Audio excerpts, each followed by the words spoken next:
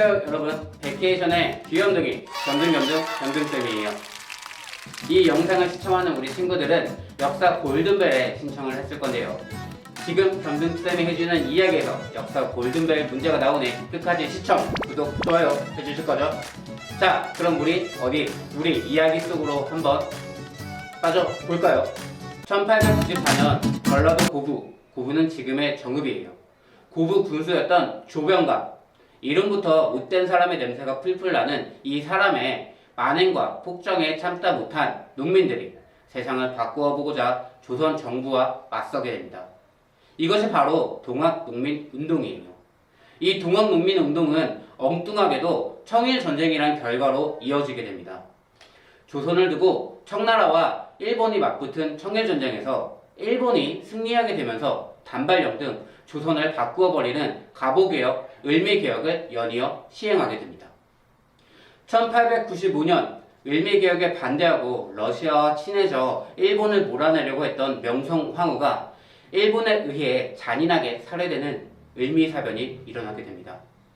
그러자 본인의 안전에 위협을 느낀 고종은 그 당시 머물던 경복궁을 떠나려는 계획을 세우게 됩니다.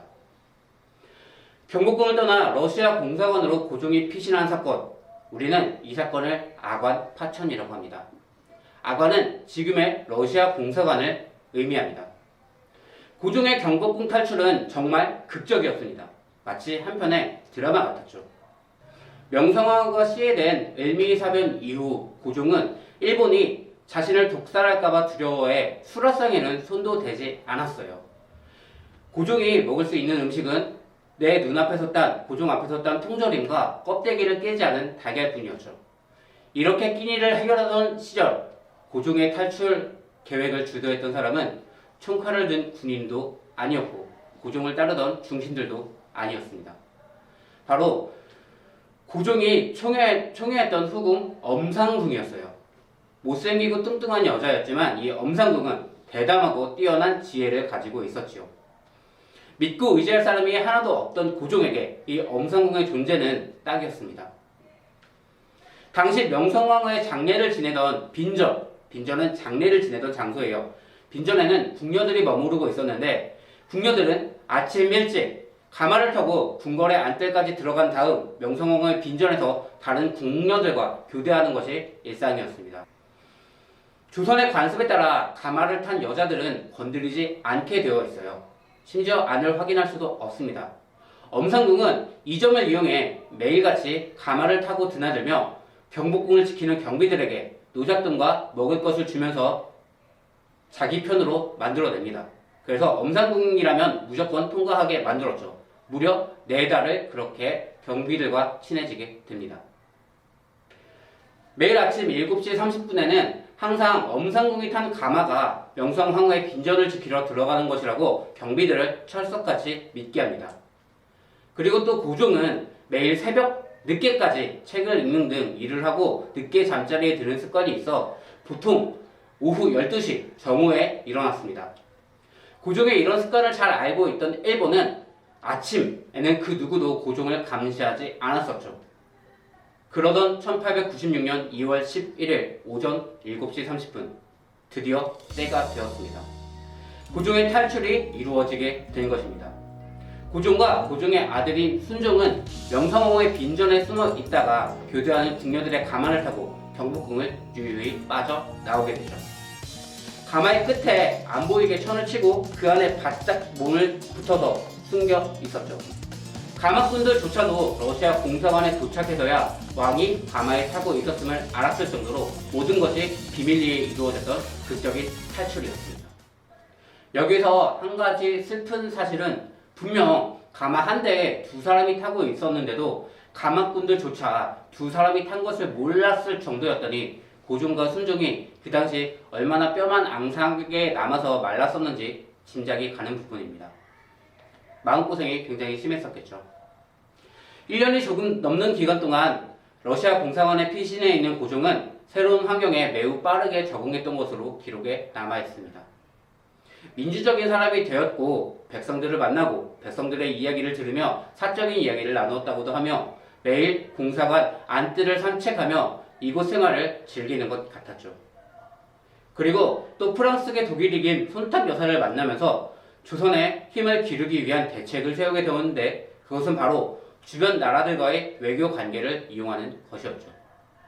그로부터 1년 뒤인 1897년 고종은 경운궁, 즉 지금의 덕수궁으로 환궁을 하고 대한제국을 선포하면서 황제의 자리에 올랐죠. 덕수궁 주변 지역은 여러 외국 공사관이 밀집해 있는 지역으로 일본인들이 자기 마음대로 휘둘고 다닐 수 없는 지역이었기 때문에 고종은 자신이 지켜줄 버팀목이 외국 대사관이 몰려있는 덕수궁으로 돌아간 것이었습니다. 고종의 야심찬 황제의 선포와 더더욱 잠식해오는 일본의 침략, 그 아찔한 경계선에서 경운궁, 즉 지금의 덕수궁이 남아있는 것이죠. 대한제국 이후 나라의 재건을 위해 힘쓰던 고종이었지만 이후 일본은 조선을 지배해 나가려는 프로젝트를 착착 추진하는 중이었고 또한 재정까지 장악해 나가는 대한제국의 힘을 약화시키는 중이었습니다. 때는 1904년 일본은 주변 외국 나라들을 의식해 함부로 조선을 집어삼키기보다는 일단 외국과 협상을 하고 외교력을 발휘하기 시작합니다. 앞으로 일본이 조선 땅을 통치할 테니까 인정해 주시지 라는 실질적인 승인을 얻어내는 것이 무엇보다도 필요했습니다. 그 과정에서 북방의 대국 러시아와 동방에 떠오르는 신예국인 일본이 전쟁을 일으키게 됩니다.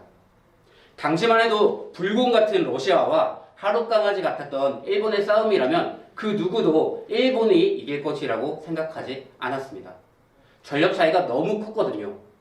하지만 선공하는 전략과 한 달을 걸려 지구 반대편에서 돌아온 러시아 바알트 함대를 전술로 격파하면서 일본이 러일 전쟁에 승리하게 됩니다. 놀랍게도 일본은 1904년 러일 전쟁을 진행하면서 일본이 승기를 잡자 서둘러 외국과의 외교 작업을 펼치며 조선 지배의 승인을 우선적으로 받아냅니다. 이번에야말로 한반도를 확실히 가져가겠다라는 강력한 의지를 엿볼 수 있는 장면이죠. 이후 일본은 미국과 가스라 테프트 밀약을 맺게 됩니다. 일본인인 가스라와 미국인인 테프트가 몰래 맺은 약속인데요. 미국이 원하던 필리핀 지배를 인정해 줄 테니 미국 너네는 우리 일본의 조선 지배를 인정해 달라. 그러니까 미국 오케이? 라는 내용으로 서로의 이득이 맞아 떨어져 비밀리에 한 약속이었죠. 곧바로 한 달 뒤인 1905년 8월에는 일본과 영국이 제2차 영일 동맹을 체결하게 됩니다. 일본은 영국과 어떻게 약속을 했을까요? 영국은 인도를 지배하겠다고 나옵니다. 일본은 그래 영국 너네는 인도를 지배해 우리는 조선을 지배할게 라는 내용으로 영국과 동맹을 맺게 됩니다. 이제 미국과 영국이라는 강대국들이 사라졌으니 일본의 조선 통치는 주변 강대국들이 하나씩 인정해주고 승인해주기 시작했습니다. 1905년 9월 마침내 러일 전쟁도 일본의 승리로 끝이 납니다. 전쟁이 끝나면 항상 새로운 조약이 등장하기 마련이죠. 러일 전쟁에서 승리한 일본은 러시아한테 포츠머스 강화 조약을 요구합니다. 이 내용은 간단히 말해 러시아 너는 이제 조선에서 완전히 손을 떼! 라는 조약입니다.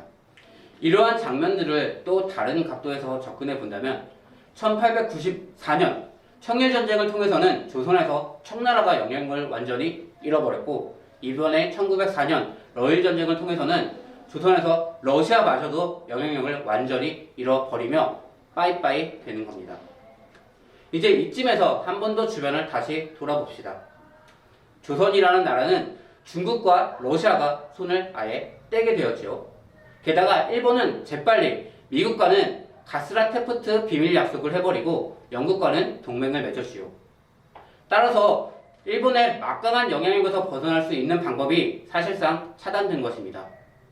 그렇기 때문에 이 1904년과 1905년이 조선의 입장에선 매우 중요한 지점이었던 것이죠. 매우 슬픈 일입니다.